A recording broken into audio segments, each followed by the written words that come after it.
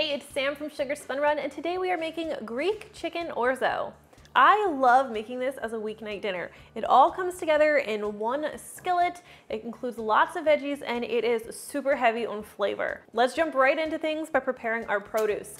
First thing you're going to need is a red onion. Now we're only going to be using half the onion today, so I'm going to go ahead, slice this in half. Trim those ends. I'm going to try to get through this without crying. Always remove that white papery exterior layer, of course. And we'll cut this into slices. And I like to keep these slices a little bit thick. I don't want to make them too thin because when this is finished, I like my onions to have a little bit of substance. I don't want them so flimsy that they sort of have melted into the dish. I just like them to be a little bit more substantial than that.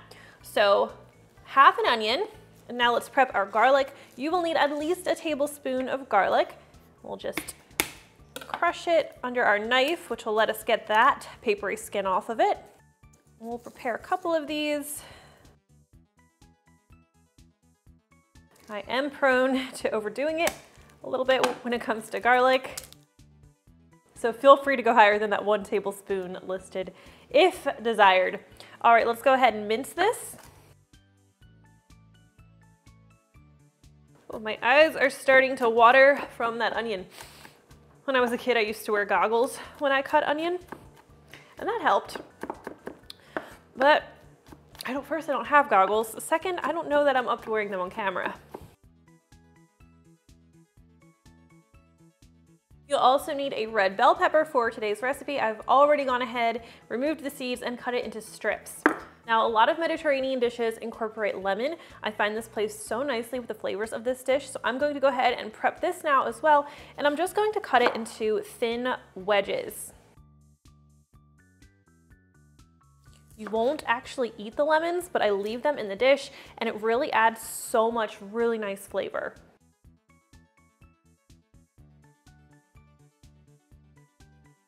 All right, these are not all of the veggies that go into today's dish, but they're everything that we need to prepare in advance. So now let's go ahead and make our spice mixture, which adds so much flavor to the chicken we'll be using. We're using a great blend of spices today. Start with a 1/4 teaspoon of salt. This is just table salt. A 1/2 teaspoon of ground black pepper. 1 teaspoon of oregano. A teaspoon of dried basil and dried parsley. And a 1/2 teaspoon of smoked paprika. This is one of my favorite spices of all time. Now stir these spices together until everything is nicely combined. And let me grab our chicken. So for this recipe, you will need 1.5 pounds of chicken. I really love using chicken thighs because you get such a nice, great flavor, but of course you could substitute chicken breast instead. Now I am going to sprinkle some of this seasoning over each thigh, and one thing I'm being aware of as I'm grabbing the spices is I'm grabbing into the bottom of the dish because those herbs tend to sit on top, and if you're not conscious about what you're doing, you're going to end up just rubbing in the dried herbs. We want some paprika, some salt, some pepper, we want all of it on there. Now be mindful about doing this. You don't want to waste any of the spices because everything that doesn't get rubbed into the chicken is going to be added to the dish later. You can see I still have some left. Now I will rub this into the chicken. I'm mostly focusing on the top of the thigh, but I will rub a little bit into the bottom as well.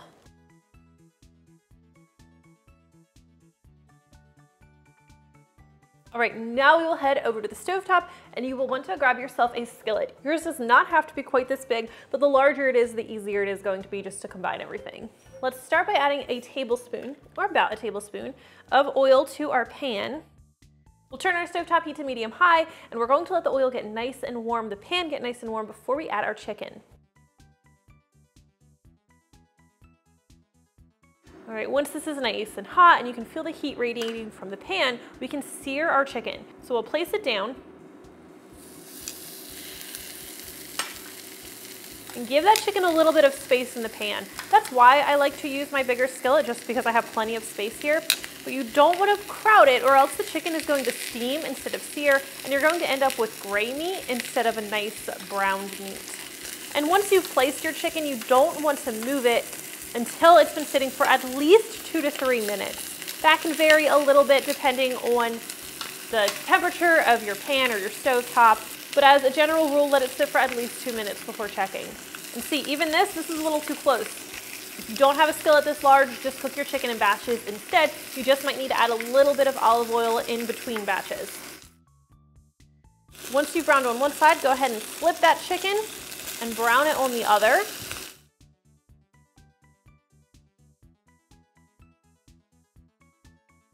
And we'll continue to cook until that chicken is cooked through. All right, once the chicken is cooked through, we are going to remove it to a clean plate. We'll cover this with a piece of foil to keep it warm. You can just loosely cover it, that's fine. Now we're going to add another splash of olive oil to the pan and turn down the heat to just medium heat.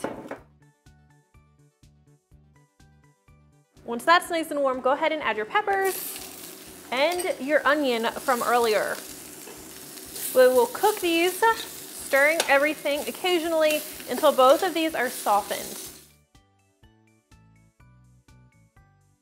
All right, once the onions and peppers are softened, we can go ahead and add our garlic. And we are going to stir this into the dish and cook until it's nice and fragrant, and that always happens really quickly. You only need like 30 seconds. All right, our garlic is nice and fragrant, so let's go ahead and add our orzo. You will need 1.5 cups of uncooked dry orzo, and we're going to toast this in our pan. Before we start toasting it, I'm also going to add my tomatoes because I want to give them a little bit of time to soften and develop some of the flavor as well. So I have about a cup of cherry tomatoes here, they're going in as well.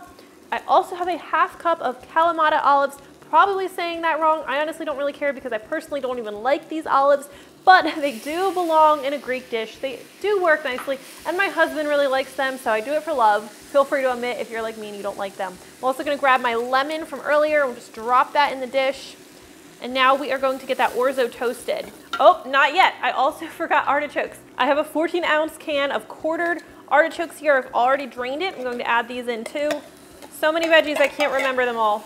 All right, now I'm going to stir this orzo in, and I want to make sure the orzo is getting as much contact with the bottom of the pan as possible. It's going to get tossed up with the other ingredients, that's fine, but we're just giving it a couple seconds to toast at least some of it. Now, if you're running into an issue where your pan is just getting too hot and you're noticing any burning, at any point you can grab some of your chicken broth and just pour a little bit into the bottom of the pan. That's just if it's getting too hot. Don't overdo it with that. So you can see I've got a nice pool of orzo here. I'm just getting it toasted. And this will only take like 2 minutes. And I've got browning on the bottom of my pan, but I'm not worried about that. That's all going to come up once I add my wine. And this is already starting to smell so good. All right, once your orzo has gotten some one-on-one time with the pan, you're going to want to grab some wine. I use a 1/2 cup of white wine, a drier white wine. This is Pinot Grigio. And we're going to use this to deglaze the pan. So by that, I'm going to pour it right in the brownest part of my pan, slowly. As I'm pouring it, I'm gently scraping the bottom of the pan.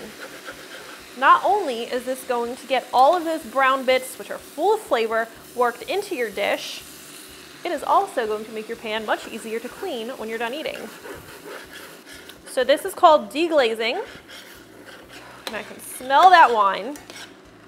And we're actually going to cook out a lot of the wine, and we're cooking out the alcohol because we're going to cook until this has been reduced by about 50%, and this happens pretty fast. That orzo, those veggies, they're gonna absorb some of the wine, but we're cooking off a lot of it. We don't want that full 1/2 cup in there or that alcohol in there, at least not all of it. Now, I'm personally not a big wine drinker.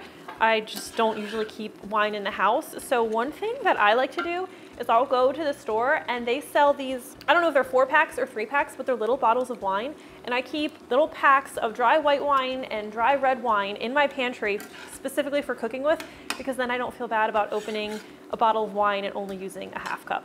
Now, some people might like that because it gives you an excuse to drink that bottle of wine, but I just don't. So it's just wasteful for me. Okay, this wine is nicely absorbed. I actually don't see any liquid remaining, and I'm happy with that. So now let's add our chicken broth. You need 2 cups of chicken broth. We're going to slowly pour this in, and our orzo is going to cook in this chicken broth. That still needs to cook, and it's great because this cooks right in the pan. It's so much flavor this way. I mean, this dish is just crazy on flavor.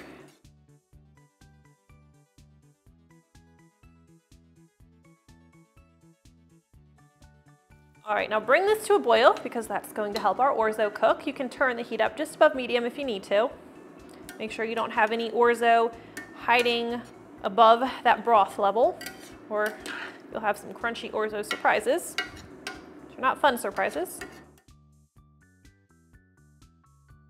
I just realized I made a major error here, everybody. Remember those spices I had you save? You're supposed to stir these into the dish right after the garlic is fragrant, but I missed that step, and I'm really glad I caught it now because fortunately, this dish is super forgiving, so we're going to stir this in now.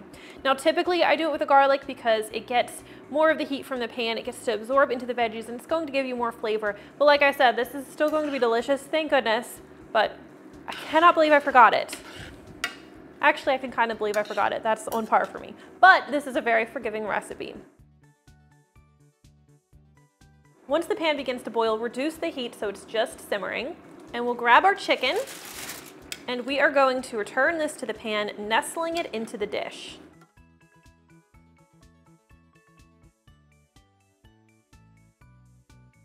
Now we'll just cook this until the orzo has absorbed the liquid, it's nice and tender, and you want to make sure that the chicken is warmed through, of course, too.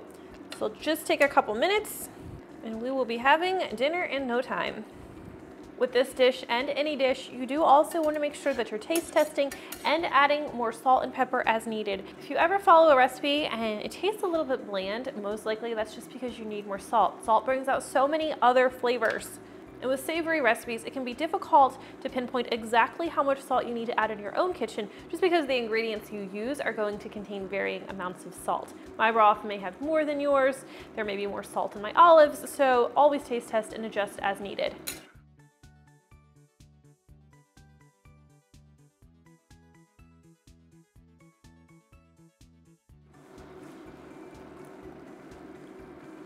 It's good.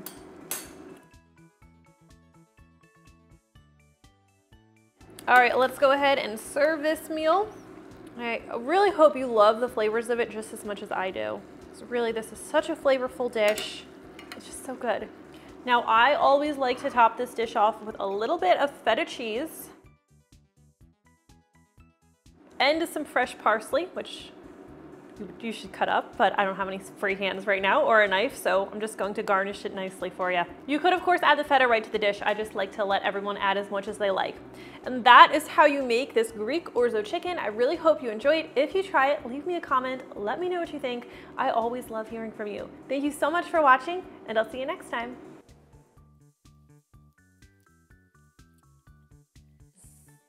This is so good. Not the olive. We'll leave that back.